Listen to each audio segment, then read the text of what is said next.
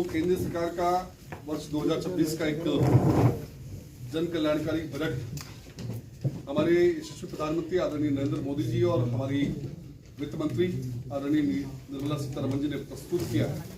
उस बजट को लेकर के आज अजमेर मुख्यालय पर हमारी यशस्वी उप मुख्यमंत्री और हमारी प्रभारी मंत्री आदरणीय दिया कुमारी जी हम सबके बीच उपस्थित हैं।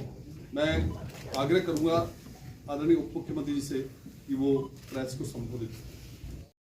तो मैं श्री हेम सिंह भडाना जी पूर्व मंत्री राजस्थान सरकार के निधन के समाचार प्राप्त हुए हैं, जो कि दुखद है और ईश्वर दिवंगत आत्मा को अपने श्री चरणों में स्थान दे। सभी बहुत ही मुझे लगता है पूरे राजस्थान में बहुत अच्छा उन्होंने कार्य किया था जब वो मंत्री थे। मुझे भी उनके साथ काम करने का अवसर मिला। सभी उनको श्रद्धांजलि अर्पित करते हैं। आज अजमेर में केंद्रीय बजट जो कि माननीय प्रधानमंत्री श्री नरेंद्र मोदी जी के दूरदर्शी नेतृत्व में प्रस्तुत किया गया है और जो बजट देश को विकसित भारत की दिशा में मजबूती से आगे ले जाने वाला बजट है। पहली बार कर्तव्य भवन में निर्मित माननीय केंद्रीय वित्त मंत्री श्रीमती निर्मला सीतारमण जी द्वारा प्रस्तुत ये बजट 3 कर्तव्यों पर आधारित है, जिसमें आर्थिक स्थिरता, समावेशी विकास, भविष्य की आवश्यकताओं की पूर्ति के साथ सबका विकास को बल देता है।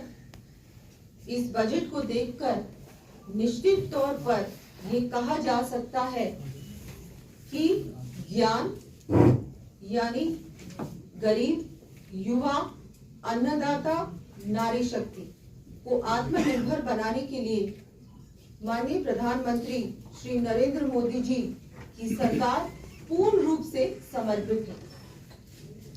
बजट के आधार 3 कर्तव्य। कर्तव्य 1, तेज और सतत आर्थिक वृद्धि। इस बजट की सबसे बड़ी विशेषता इंफ्रास्ट्रक्चर पर भारी निवेश है, जिसके तहत प्रोडक्शन और मैन्युफैक्चरिंग सेक्टर को बढ़ावा देना है।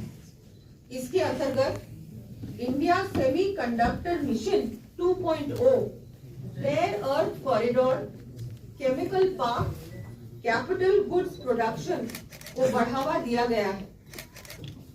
इलेक्ट्रॉनिक कंपोनेंट्स योजना का विस्तार 40,000 करोड़ की लागत से किया गया है। 10,000 करोड़ से बायो फार्मा शक्ति योजना बनाई। एमएसएमई को बनाने की एक नई पहल से मध्यम एवं लघु उद्योग को बढ़ावा मिलेगा, जिससे रोजगार के नए अवसर प्राप्त होंगे। इसी सेक्टर के ग्रीन ग्रोथ के लिए 10,000 करोड़ का एसएमई ग्रोथ फंड का प्रावधान भी किया गया है। सरकार के द्वारा बजट में 12.2 लाख करोड़ का पब्लिक कैपिटल एक्सपेंडिचर फंड प्रस्तावित किया गया है, जो अब तक का सबसे अधिक है। इसके साथ ही कुल मिलाकर प्रभावी कैपेक्स 17.1 लाख करोड़ यानी देश की जीडीपी का 4.4% तय किया गया है। इससे सड़कें, रेलवे, लॉजिस्टिक्स, इंडस्ट्रियल एरियाज, शहरी ढांचा और कनेक्टिविटी पर बड़े स्तर पर काम होगा। इंफ्रास्ट्रक्चर वृद्धि से रोजगार पैदा होंगे, निवेश में वृद्धि होगी, जिससे अर्थव्यवस्था और भी मजबूत होगी। बजट में घोषित नए फ्रेट कॉरिडोर, 20 नए जलमार्ग, कोस्टल कार्गो योजना, 7 high speed railway corridor 20,000 crore का CCUS निवेश, सिटी इकोनॉमिक रीजन्स का विकास, टियर 2 और टियर 3 शहरों में कॉरपोरेट मित्रों की नियुक्ति, सरकार की प्रथम कर्तव्य तेज और सतत आर्थिक वृद्धि को दर्शाता है। इस बार जैसा कि हम सब जानते हैं, हर प्रकार से विशेषकर इंफ्रास्ट्रक्चर पर बहुत जोर दिया गया है, जो बहुत महत्वपूर्ण है। जिस तरह से माननीय प्रधानमंत्री जी विकसित भारत का निर्माण 2047 तक पूर्ण रूप से करना चाहते हैं, उसी दिशा में उस दिशा को उसका फाउंडेशन तय कर रहा है हमारा ये बजट, और उसको गति दे रहा है, तेजी दे रहा है। ये जो बजट है जिसमें 3 कर्तव्य है, जिसके एक कर्तव्य के बारे में आपको मैंने कुछ बहुत महत्वपूर्ण बिंदु बताए। अब मैं दूसरे कर्तव्य के बारे में आपको और बताना चाहूंगी। कर्तव्य 2 को पूरा करना। माननीय प्रधानमंत्री जी के नेतृत्व में केंद्र सरकार लगातार आम नागरिकों के जीवन को बेहतर बनाने के लिए कार्य कर रही है, जिसमें स्वास्थ्य, शिक्षा, खेल, पर्यटन आदि सुविधाओं को विकसित किया जा रहा है, जिसके तहत इस बजट में 1 lakh allied health professionals, 1.5 lakh care givers को प्रशिक्षण और 5 मेडिकल हब बनाने, कैंसर की 17 आवश्यक दवाइयों में कस्टम ड्यूटी में छूट की घोषणा कर सरकार ने आमजन को अच्छी मेडिकल सुविधा उपलब्ध कराने की ओर कदम बढ़ाया है। शिक्षा के क्षेत्र में युवाओं को अच्छी सुविधाएं देने हेतु 5 यूनिवर्सिटी टाउनशिप्स तथा हर जिले में बालिका छात्रावास के निर्माण की घोषणा एक ऐतिहासिक कदम है। विश्व के सबसे युवा देश भारत के युवाओं को बेहतर खेल सुविधाएं देने को प्रतिबद्ध मोदी सरकार के द्वारा अगले 10 वर्षों के लिए खेलो इंडिया मिशन की घोषणा इस बजट में की गई है। इस बजट में पर्यटन क्षेत्र, रोजगार और स्थानीय अर्थव्यवस्था को बढ़ाने का माध्यम बनाया गया है। नेशनल इंस्टीट्यूट ऑफ हॉस्पिटैलिटी की स्थापना की जाएगी। 20 विशेष पर्यटन स्थलों की स्थापना, खगोल विज्ञान को बढ़ावा, 10,000 गाइडों को कौशल प्रशिक्षण दिया जाएगा। सांस्कृतिक, आध्यात्मिक और विरासत महत्व वाले सभी स्थानों के डिजिटल डॉक्यूमेंट्स तैयार करने के लिए national destination digital knowledge grid की स्थापना की जाएगी। विरासत और सांस्कृतिक पर्यटन को बढ़ावा देने के लिए भारत के 15 पुरातात्विक स्थलों को सांस्कृतिक गंतव्य के रूप में विकसित किया जाएगा। पूर्वोत्तर के 5 पर्यटन स्थलों का विकास तथा बौद्ध सर्किट की स्थापना भी की जाएगी। इंफ्रास्ट्रक्चर आधारित टूरिज्म सेक्टर का विकास, पर्यटन स्थलों पर कनेक्टिविटी और सुविधाओं का विस्तार किया जाएगा, जिससे स्थानीय युवाओं और महिलाओं को रोजगार के अवसर मिलेंगे। इस मनोरंजन ही नहीं बल्कि पर्यटन क्षेत्रों के विकास का मजबूत आधार बनाया गया है। अब मैं तीसरे कर्तव्य के बारे में भी आपको कुछ तीसरे कर्तव्य जो कि सबका साथ सबका विकास का दृष्टिकोण है, उसके बारे में भी कुछ महत्वपूर्ण बिंदु आपके सामने रखना चाहूंगी। माननीय प्रधानमंत्री श्री नरेंद्र मोदी जी द्वारा दिए गए नारे सबका साथ सबका विकास को आधार मानते हुए इस बजट में सभी वर्गों जैसे महिला, किसान, युवा, गरीब आदि के उत्थान का ध्यान रखा गया है। भारत के अन्नदाता हमारे किसान भाइयों की आय में वृद्धि करने और कृषि को आधुनिक बनाने के लिए इस बजट में अत्यंत सकारात्मक कदम उठाए गए हैं। भारत विस्तार नामक AI टूल्स के माध्यम से कृषि प्रणालियों को तकनीक से जोड़ा जाएगा।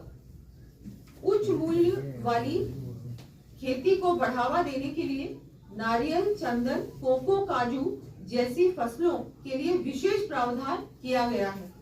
राष्ट्रीय फाइबर योजना की शुरुआत कृषि क्षेत्र में रेशम, ऊन और जूट जैसे प्राकृतिक फाइबर में भारत को आत्मनिर्भरता की ओर ले जाने में ठोस कदम है।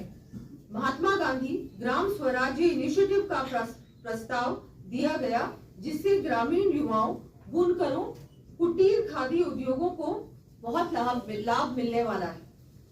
बजट 2026-27 में ग्रामीण अर्थव्यवस्था, किसान समृद्धि को मजबूती देने के लिए पशुपालन के क्षेत्र को प्राथमिकता भी दी गई है। इस दिशा में एक बड़ा और दूरदर्शी कदम उठाते हुए पशु चिकित्सकों की संख्या बढ़ाने के लिए पूंजी सब्सिडी योजना का प्रावधान भी किया गया है। 500 जलाशयों और अमृत सरोवरों को एक कर मछली पालन के क्षेत्र को सशक्त बनाने का निर्णय ऐतिहासिक है। हमारी सरकार की पहचान रिफॉर्म, परफॉर्म एंड ट्रांसफॉर्म है। हम गर्व से कह सकते हैं कि भारत केवल सुधारों की चर्चा नहीं करता, बल्कि रिफॉर्म एक्सप्रेस पर सवार होकर तेजी से आगे बढ़ रहा है। और इस रिफॉर्म एक्सप्रेस का सबसे मजबूत इंजन हमारी नारी शक्ति है। इस बजट में महिला सशक्तिकरण के लिए जो रोडमैप प्रस्तुत किया गया है, वह महिलाओं की आर्थिक भागीदारी, तकनीकी नेतृत्व और वैश्विक प्रतिस्पर्धा में उनकी भूमिका को बढ़ावा देगा। महिलाओं के लिए रोजगार के अवसर बढ़ाने हेतु 1.5 लाख केयर गिवर्स और 1 लाख AHP को प्रशिक्षित करने का लक्ष्य रखा गया है।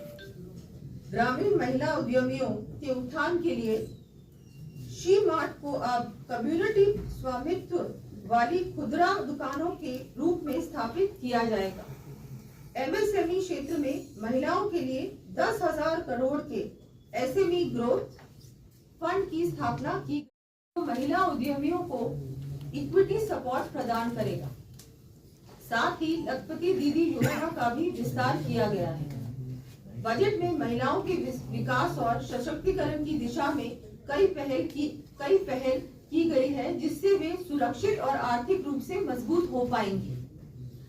इसी के साथ सभी वर्गों के विकास को ध्यान में रखते हुए विभिन्न योजनाएं प्रस्तावित की गई हैं, जैसे दिव्यांग कौशल योजना, सहायक उपकरण योजना, मानसिक स्वास्थ्य पर विशेष ध्यान देते हुए उत्तर भारत में निमहैंस 2 की स्थापना, 3 आयुर्वेदिक एम्स का निर्माण, ईस्ट कोस्ट इंडस्ट्रियल कॉरिडोर की स्थापना, इनकम टैक्स स्लैब में स्थिरता, समुद्री उत्पादों पर शुल्क मुक्त आयात की सीमा 1 से बढ़ाकर 3% की गई, व्यापार को सरल बनाने के लिए टियर 2 और टियर 3 के अधिकृत आर्थिक ऑपरेटर्स के लिए शुल्क स्थगन अवधि को 15 से बढ़ाकर 30 दिन किया गया है। ई-कॉमर्स निर्यात को बढ़ावा दिया गया है। IT डेटा सेंटर व विदेशी निवेश को प्रोत्साहन दिया गया है, जिससे कि युवाओं के लिए रोजगार के नए अवसर सृजित किए जा सकेंगे। भारत की सैन्य शक्ति को मजबूती प्रदान करने एवं आधुनिकीकरण करने हेतु रक्षा बजट में 15% की वृद्धि की गई है। वित्तीय मोर्चे पर भी ये बजट संतुलित है। सरकार ने वित्तीय घाटे को GDP 4.4% पर नियंत्रित कर रखते हुए ये संदेश दिया है कि विकास के साथ साथ वित्तीय अनुशासन भी जरूरी है।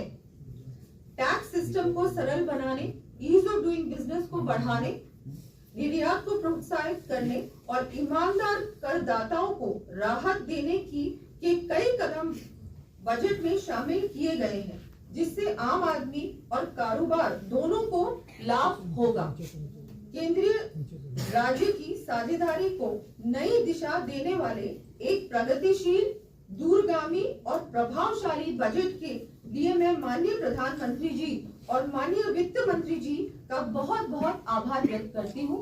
आप लोगों ने समय निकाला, पूरी केंद्र बजट की जो महत्वपूर्ण बिंदु थे उनको आप लोगों के सामने रखने का मुझे अवसर दिया, उसके लिए मैं मीडिया के सभी बंधुओं का बहुत बहुत आभार व्यक्त